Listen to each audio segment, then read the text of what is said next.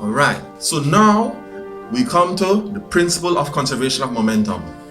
The principle of conservation of momentum states that the total momentum before a collision is equal to the total momentum after a collision.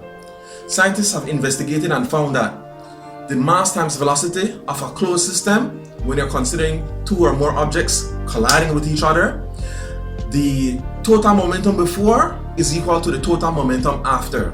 What do we mean by that? Well, let's take a look at this clip here. You see this little desk toy that is commonly known as Newton's cradle, where you have those balls going back and forth, right? If you have just one ball released, what happens when it hits the others? You expect to have one ball on the other side. You notice that this first one here stops, right? That is because momentum is conserved. One ball times its velocity when it hits before is equal to one ball times its velocity after. If you were to use two, what do you notice would happen? When you release two are moving initially. When they hit, they stop, and then that means after the collision, two must go off. That way, momentum is conserved. You don't gain momentum or lose momentum. What do you think would happen if you had three that were to be released initially? Tell me in class. Okay, girls, so in this example, let's see, we have a marble of mass 5 grams that is traveling to the right at 4 meters per second. It collides head-on with a big dubs of mass 15 grams traveling to the left at 2 meters per second.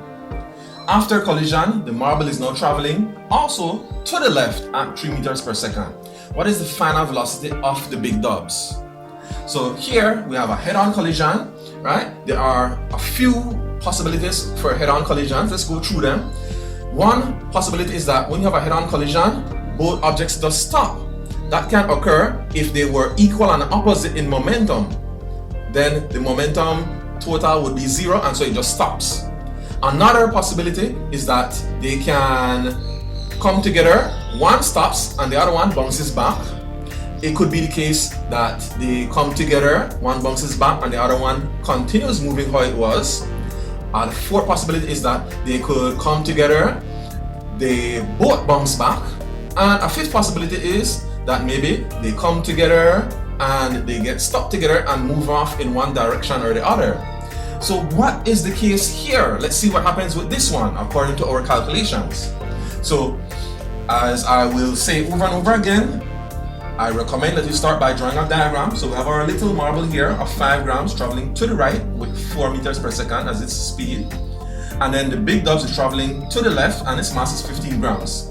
This is before collision. After collision, we know that the little marble is going to the left at 3 meters per second, and we don't know what happens to the big dub just yet. So we identify our givens. The first mass is 5 grams. The second mass is 15 grams. We do not have to convert these to kilograms. You can do that if you wish, but it is not necessary for this problem because the grams, since they're both grams, they will cancel out. So then we proceed and we identify before collision.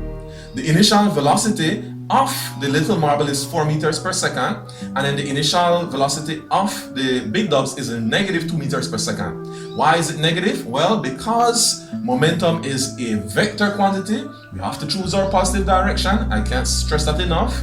So let's say we choose to the right to be positive, then that would mean that left is negative. Alright, so that's why it's negative 2 meters per second.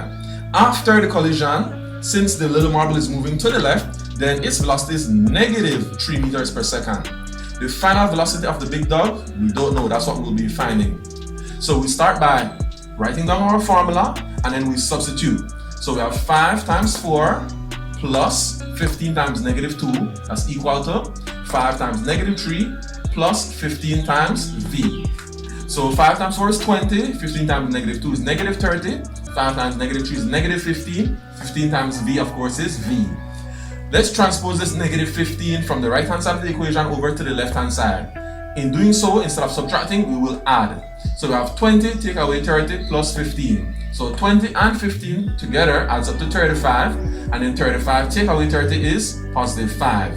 If I divide both sides by 15, I then get that v is 1/3, or to 2 decimal places, 0.33 meters per second.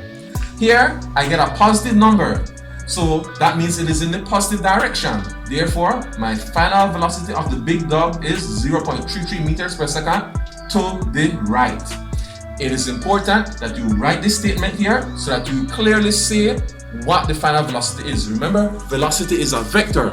So you have to state both the magnitude of 0.33 and the direction, which is to the right. If you do not do that, you're going to lose out marks, unfortunately.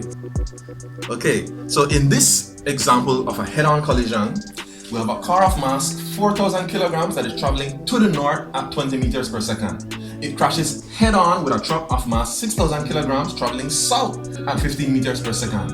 If the two become coupled after collision, find their common velocity. So we begin by drawing a little diagram here. This 4,000 kilogram car is traveling to the north at 20 meters per second. That 6,000 kilogram truck is traveling south at 15 meters per second.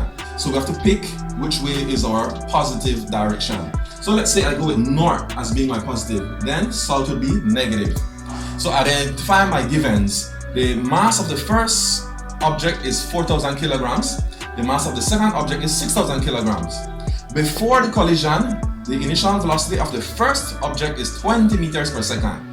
And the initial velocity of the second object is then negative 15 meters per second. After, the final velocity of the first object is unknown, it's v. However, after, the final velocity of the second object is also unknown, but it is also v. Why are both of them v? It's because we're told that they have coupled, meaning that they have stuck together. That happens sometimes with head-on collisions. Two objects traveling opposite directions come and they meet, and then they get stuck together, and then they move off in one direction or the other, or stop based on their initial velocities, right? Initial momentum. So we have our formula as per usual. We write that down and then we substitute our values. So 4,000 times 20 is 80,000. 6,000 times negative 15 is negative 90,000. 4,000 times v and 6,000 times v are 4,000 v and 6,000 v respectively. 80 take away 90 is negative 10, so that's negative 10,000. 4 and 6 is 10, so that's positive 10,000. I divide both sides by 10,000, and when I do so, I get that v is negative 1 meters per second. Now, this negative doesn't mean that your answer is wrong. It is totally fine to get a negative answer for your work. What does the negative mean though? Well, here, since we chose north to be the positive direction and we got a negative answer, then all that negative simply means is that the truck had more momentum than the car. Even though the car was traveling faster than the truck, its mass was so much less that it got overpowered by the truck. So your final answer is that their common velocity after impact is 1 meters per second to the south. Because negative was our south direction, then our answer is to the south. And with that, I'll see you girls in class.